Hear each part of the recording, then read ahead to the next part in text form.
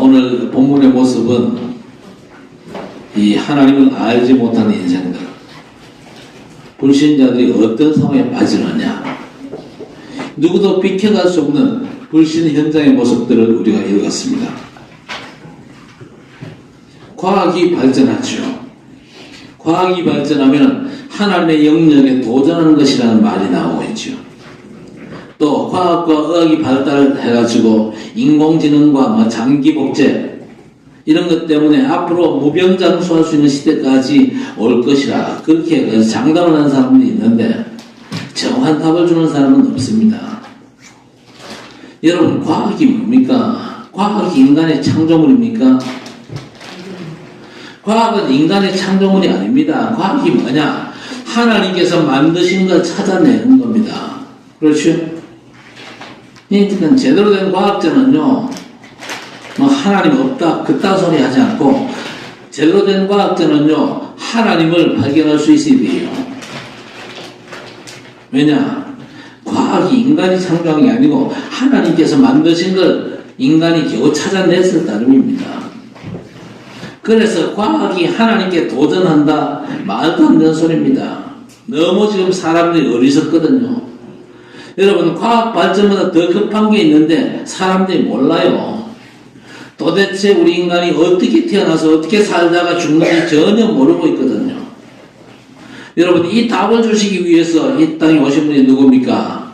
하나님의 구원자 예수. 그렇죠?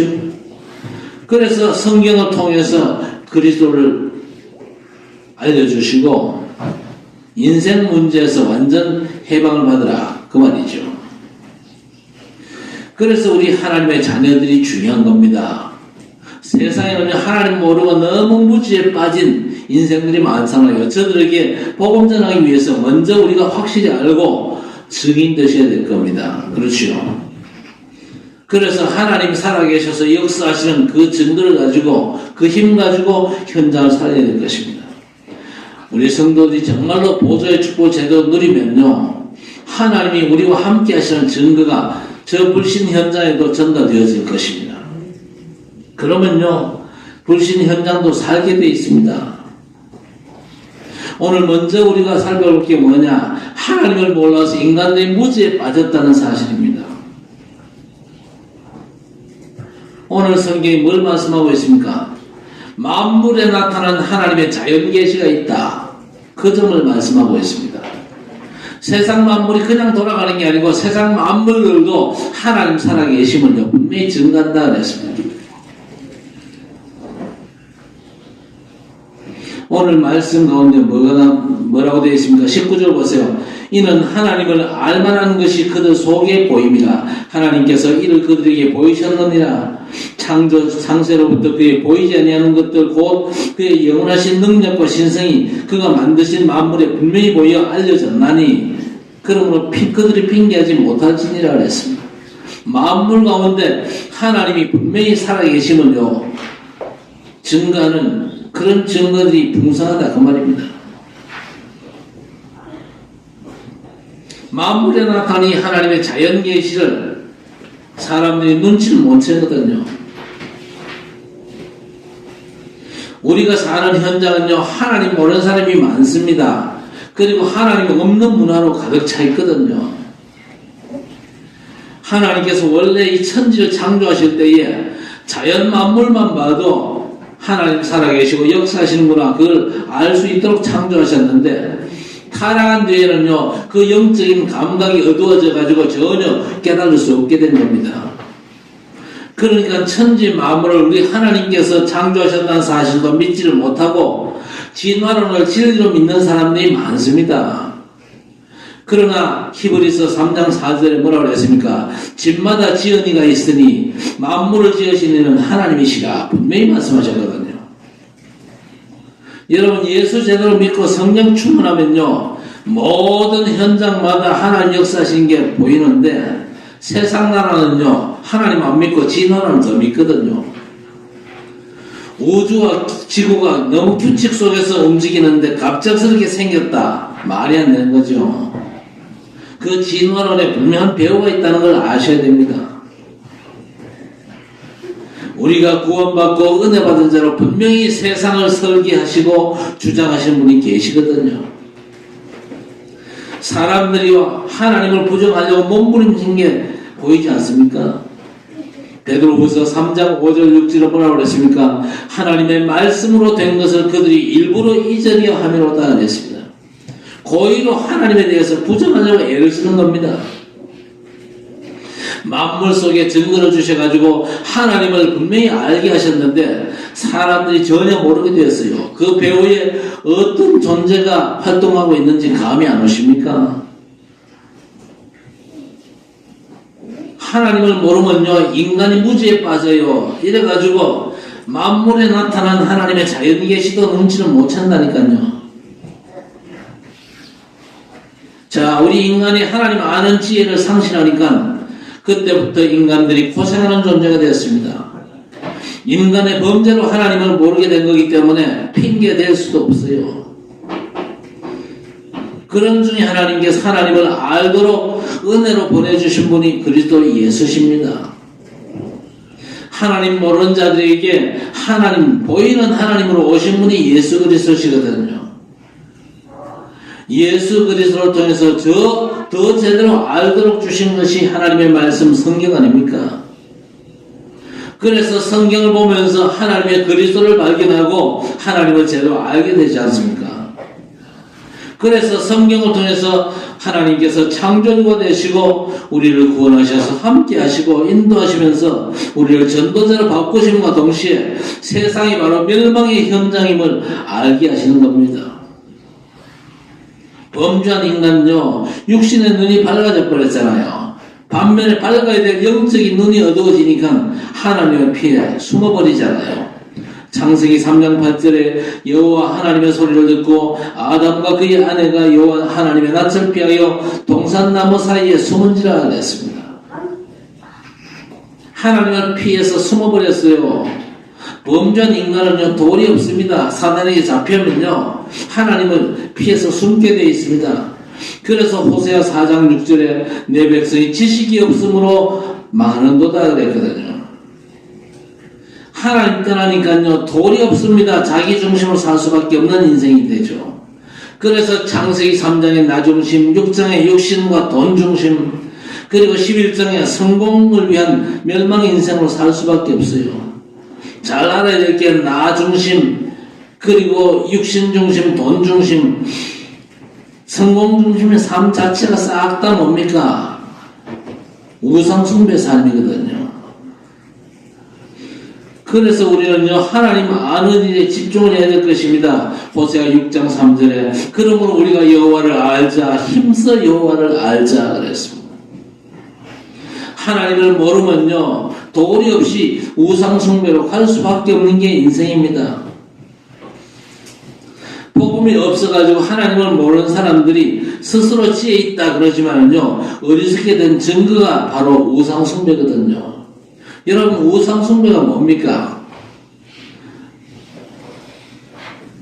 우리 인간을 하나님께서 지으셨는데 가장 중요한 게 뭡니까? 흙으로 빚으셨다. 그 이전에 뭡니까? 하나님의 형상대로 우리 인간을 만드셨습니다.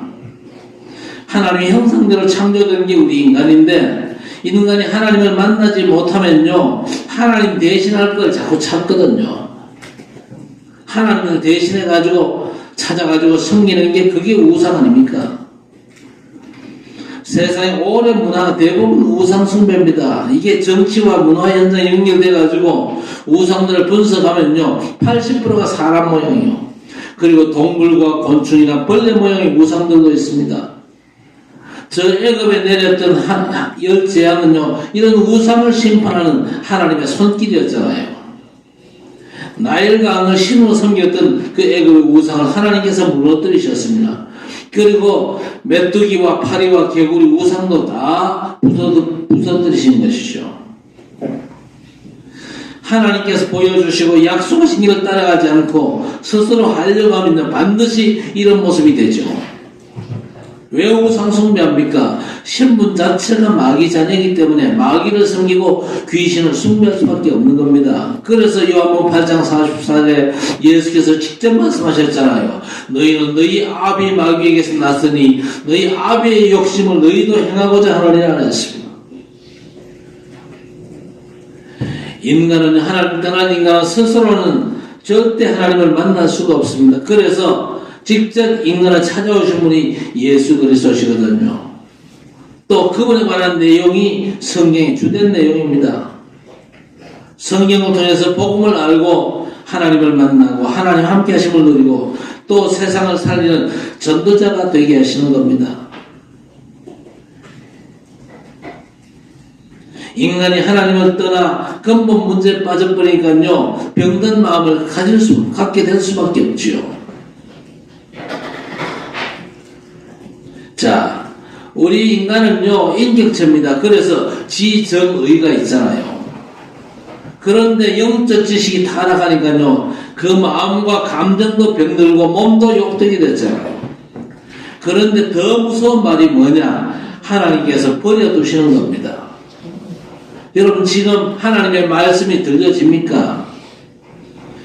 오늘 말씀이 들려진다면요, 그게 바로 여러분을 향한 하나님의 사랑인 줄 아셔야 됩니다.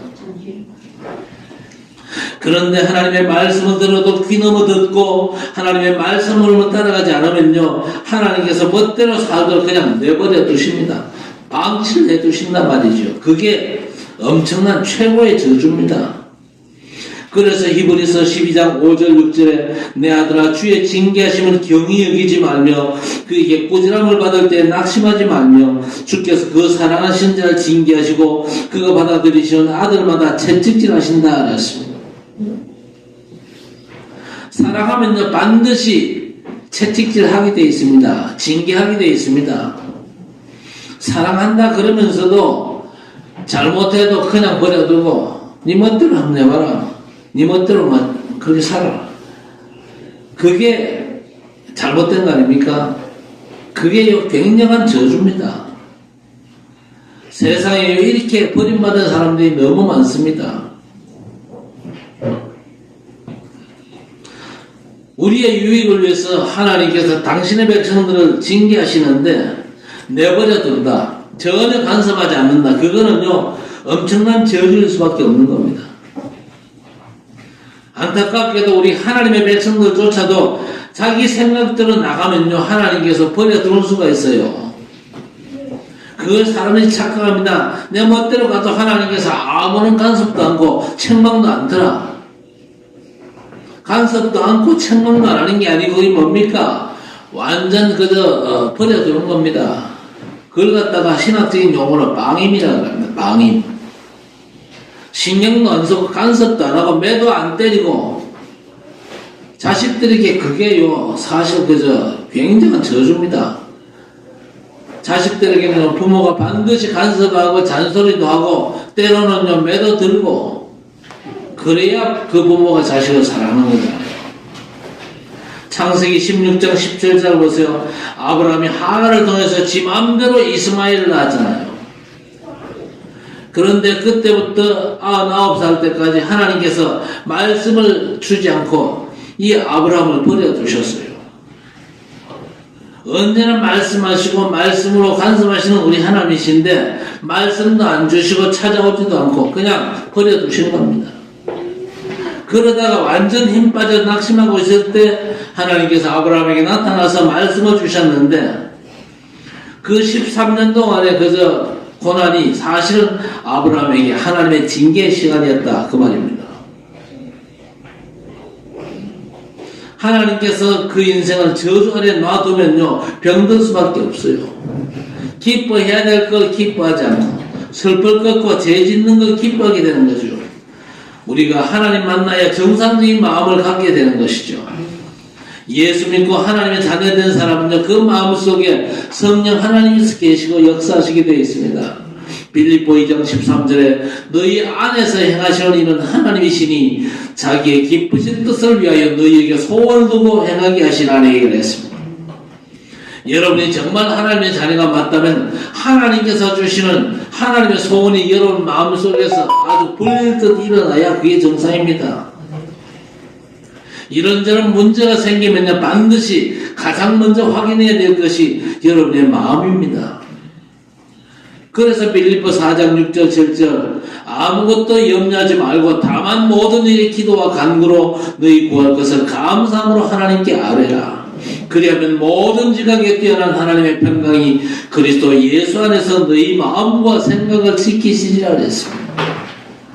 여러분 마음과 생각이 건강한 복을 절대 놓치지 마시기를 바랍니다.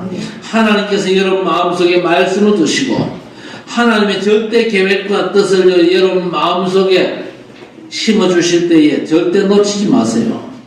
그래서 찬송하지 않습니까? 286장에 주 예수님 내 맘에 오사 날 붙들어 주시고 내 상한 맘 고치소서. 날마다 찬송의 기도를 하나님께 올리시기를 바랍니다. 세상 살면서 상한 마음들이 그리스도 안에서 치유되고 회복되어지기를 바랍니다. 자, 하나님 떠난 인간이요 잘못된 감정으로 살면서 또 하나님께서 그 영혼을 버려두시니까 삶이 엉망이 되겠지요. 창조 원리와 완전 반대되는 삶을 사는 인간들이 세상에 너무 많습니다. 몸을 욕되게 하죠. 그리고 창조주와 또 피조물을 혼돈합니다. 그러니까 순리대로 쓸 것들을 영리로 바꿔 쓰면서 결국 하나님께서 만드신 창조 원리와 정반대되는 삶을 살게 되는 것입니다. 오늘 본문에 뭘 얘기하고 있습니까? 동성연애를 말씀하고 있습니다. 하나님을 떠난 인생들 이게 그래서 지멋대로 가다 보면요 동성연애까지 하는 겁니다. 남자가 여자를 보고 이쁘구나 사귀고 싶다 그래야 정상이잖아요. 아가씨들도 멋진 총각 보고 야 저 총각 멋있네 어디 사는고 뭐하는 남자고 한번 그저 사귀어봤으면 좋겠다 이게 정상이잖아요. 이게 정상인데 남자가 남자 보고 야 섹시하게 생겼네. 여자가 여자 보고 지금 몰라서 그렇죠. 지금요 그 구디입니다. 여러분 그저 먼저번에 그저 사고 난 이태원 사고 그것도 완전히 그 계파입니다.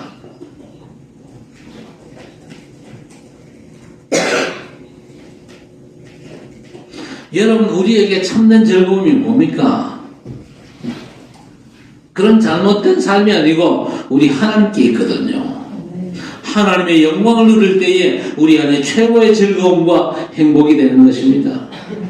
그래서 소요리 문답에서 뭐라고 말씀하셨습니까? 사람의 첫째 되는 목적이 뭐냐? 하나님을 영원롭게 하고 그를 영원토록 즐거워하는 것이다 그랬습니다. 여러분 우리 인생은요 하나님께 영광 돌리도록 창조되었기 때문에 하나님께 영광 돌리고 예배드리는 것이 인생 최고의 축복인 줄 믿습니다. 하나님 없는 마음에 다른 것들을 채워야 되기 때문에 사람들이 아주 광란하고 우상 숭배할 수밖에 없는 거예요.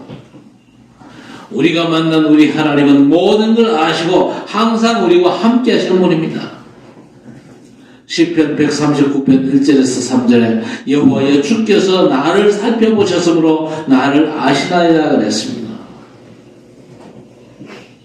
우리는 창조 원리와 반대로 가면 안 돼요. 뭐든지 그렇습니다. 창조 원리 합당하게 사는 것이 하나님께 영광을 돌리는 것이고 우리에게 축복이 되는 것입니다.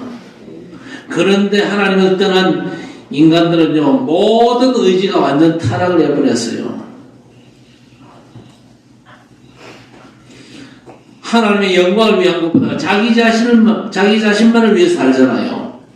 하나님을 아는 지혜를 상실하고 하나님 떠났기 때문에 나타난 그 마음의 병 그리고 의지까지 완전 타락해버린 거예요. 하나님 모시고 사는 걸 거부하지요. 싫어합니다.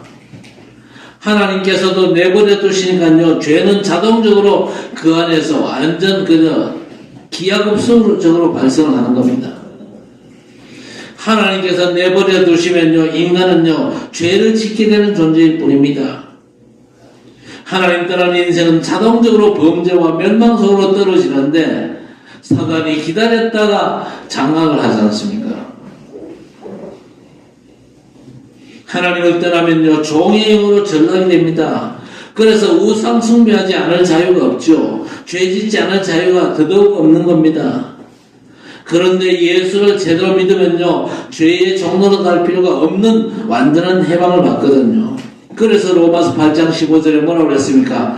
너희는 다시 무서워하는 종의 영을 받지 아니하고 양자의 영을 받았으므로 우리가 아빠 아버지라고 부르짖느니라 했습니다.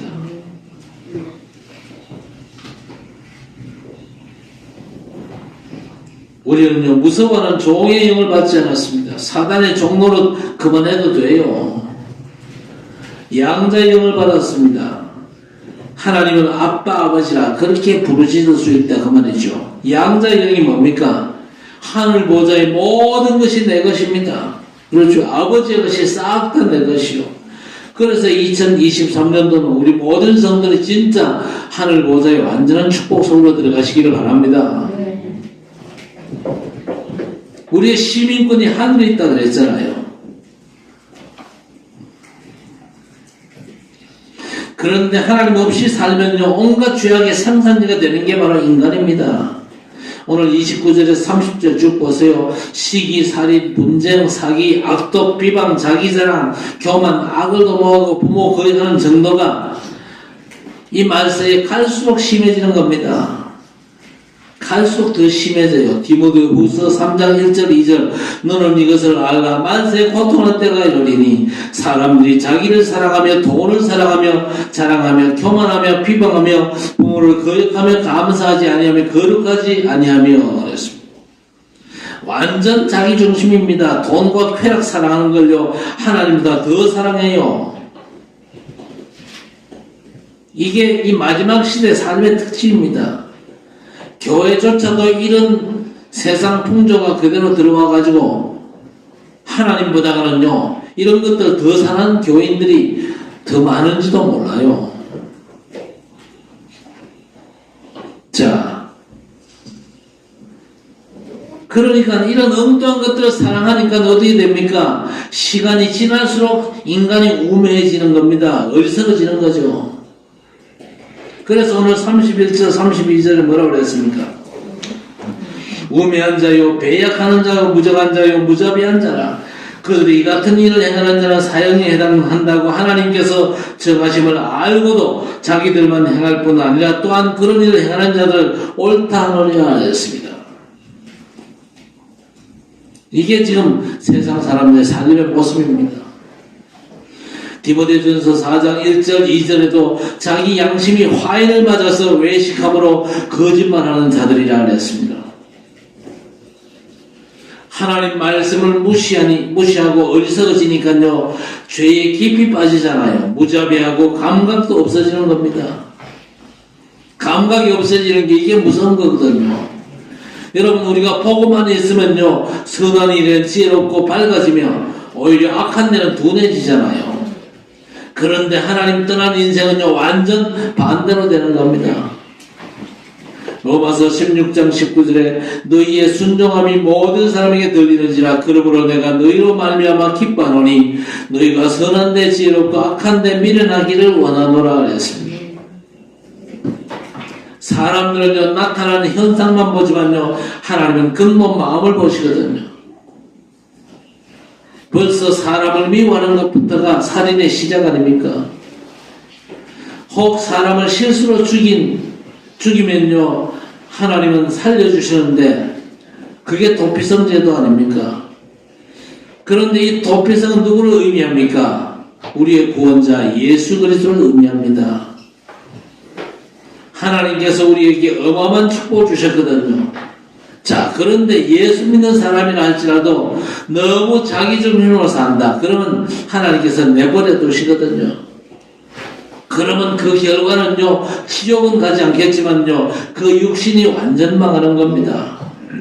고린도전서 5장 5절에 이런 자를 사단에게 내주었으니 이는 육신은 멸하고 영은 주 예수의 날에 구원을 받게 하려 함이라 그랬습니다. 여러분 절대 자기 중심으로 살지 말고 하나님 중심으로 사시기를 주의 이름으로 축원합니다. 성도는요 하나님 중심으로 사는 사람 됩니다. 그리고 다른 사람을 살리는 삶을 살아야 돼요. 자, 문제가 뭡니까? 하나님을 떠나는 인간이 완전 타락해서 멸망당하는 절대 운명에 묶여 있는데도 모르잖아요.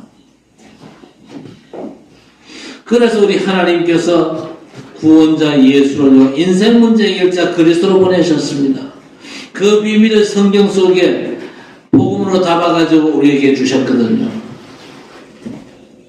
문제는요, 하나님께서 버려두시는 이 비극, 우리의 삶이 일어나면 안 되겠죠. 세상 사람들도 버려두면 되겠습니까?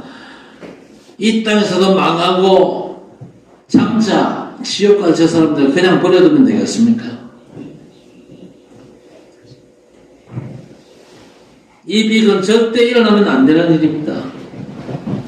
복음을 계속 말했는데도 불신자가 복음을 거부하면요 하나님은 버려두십니다. 구원받은 신자조차도 하나님의 말씀을 거부한다. 하나님께서 그냥 내버려 두십니다. 네 멋대로 한번 살아봐라. 멋대로 잘 살 수 있을 것 같습니까? 절대 잘 못 삽니다. 하나님의 자녀랄지라도 지 멋대로 살면요 사단이 건들기도 있습니다. 우리가 말씀 붙잡고 기도하면요 우리에게 빛이 나타나고 생명 역사 나타나거든요. 자, 그런데 우리의 도전은요, 그 정도가 아니지 않습니까?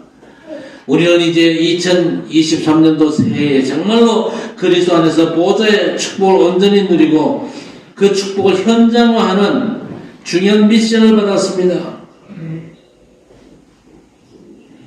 그 미션을 가지고 이제 우리는요, 23년을 시작하고 제대로 인도받아야 될 줄로 믿습니다. 하나님께서 그거 기뻐하시거든요. 그리스도 안에서 누리는 보좌의 그 완전한 축복, 그 축복이 현장에 전가되어야 됩니다. 이 칠곡 현장에, 대구 현장에 전달되어져야 됩니다. 앞으로 237과 5천 종족에게 이 비밀이 온전히 증거되어져야 되겠죠. 하나님은 우리를 통해서 날마다 구원의 역사가 나타나기를 원하시지 않습니까? 그래서 우리가 할 일은요 다른 게 아닙니다. 하나님께서 주시는 복음의 말씀을 마음에 새기고 그 말씀 붙잡고 성취를 위해서 기도하는 겁니다. 그렇죠? 기도하는 중에 보좌의 축복이 우리의 삶에 임할 것이고 우리가 받은 바 하나님의 말씀이 성취되는 놀라운 일들이 벌어지게 될 것입니다. 여러분, 시간이 가면 갈수록 악한 사람이 많아져요. 어떤 면에서 예수 믿는 사람들이 점점 줄어드는데 여러분 판단 잘 하셔야 됩니다. 하나님은 마지막 시대에 하나님이 이를 절대 포기하는 법이 없습니다. 이 마지막 시대에 하나님께서 포기하지 않는 하나님의 계획이 뭡니까? 세계 복음화입니다. 그래서 교회 안에 적은 숫자랄지라도 우리 성도들을 하나님께서 더 많이 축복하실 것입니다. 어느 정도 보호자의 완전한 축복으로 응답과 증거 누릴 수 있을 만큼 다른 사람이 쳐다보면요 눈치챌 수 있을 만큼 하나님께서 풍성한 축복으로 여러분의 삶을 복되게 하실 줄 믿습니다. 그래서 우리는요 오직 복음이면 됩니다. 예수께서 나의 그리스도 모든 문제 해결자이심을요 늘 순간순간 고백하시기를 바랍니다. 어떤 순간에도 393 기도 속에서 그야말로 하나님과 온전히 소통하는 그 축복 속에만 있게 되기를 바랍니다. 그럼 우리가 연약하고 부족하고 무능하고 시원찮아도 전혀 상관없습니다. 하나님은 전능하십니다. 하나님은 창조주이십니다. 하나님은 우리보다 우리를 훨씬 더 잘 아시는 분이지 않습니까? 우리가 오직 복음, 오직 전도 그 시간표 속에 있으면요 세상과 사단이 우리를 얼마든지 핍박할 수 있겠지만요, 복음의 전신갑주를 입으면 우리는 승리하는 줄 믿습니다. 보좌의 축복을 누리는 게 뭡니까? 하나님의 전신갑주를 입는 겁니다. 그렇죠? 복음의 능력으로 우리가 완전 무장되는 것입니다. 우리가 복음으로 완전 무장되어지고 보좌의 완전한 축복 속으로 정말로 들어간다면은 우리가 누리고 있는 이 보좌의 축복이 우리 삶의 현장에 온전히 전달되어지게 될 것입니다. 이 축복의 비밀이 우리 성도 여러분의 삶에 풍성케 되기를 우리 주님의 이름으로 간절히 축원합니다. 하나님 아버지 감사합니다. 하나님을 떠난 불신 세상에 그야말로 멸망과 재앙과 저주가 휩쓸고 있습니다. 사람들이 하나님을 거부하고 우상에 빠져 살고 있습니다. 자기 중심으로 살고 육체 중심으로 살고 돈 중심으로 살고 세상 성공을 위해서 발버둥치며 살아가고 있습니다. 그러나 멸망과 재앙과 저주가 뒤따라온다는 사실을 놓치고 살고 있습니다. 저들을 건지는 것이 하나님의 계획일진데 우리 하나님의 백성들이 먼저 보좌의 완전한 축복을 온전히 누릴 수 있도록 하나님 역사해 주옵소서. 하나님께서 주신 말씀을 믿음으로 받게 하시고 그 말씀의 성취를 위해서 기도하다가 하나님의 말씀이 성취되고 현장에 하나님의 축복이 온전히 전달되어지는 귀한 전도자의 삶의 주의 백성들 모두가 승리할 수 있도록 하나님 역사하여 주시옵소서. 전능하신 아버지 하나님, 이 땅에 구원받아야 될 백성들이 너무 많습니다. 주의 백성들을 사용하사 저를 구원하시려는 하나님의 구원의 계획이 틀림없이 성취되어지게 해 주옵소서. 우리가 연약하지만 전능하신 주님께서 역사하시고 보좌의 완전한 축복으로 역사하심으로 말미암아 하나님의 절대 계획이 연약한 우리를 통해서도 틀림없이 성취가 되어질 줄로 믿습니다. 이 축복 속에 있는 주의 백성들 되게 해 주옵소서. 어떤 경우에도 하나님의 말씀을 따라 인도받는 언약의 백성들 되게 해 주옵소서. 예수님의 이름으로 간절히 기도드리옵나이다. 아멘.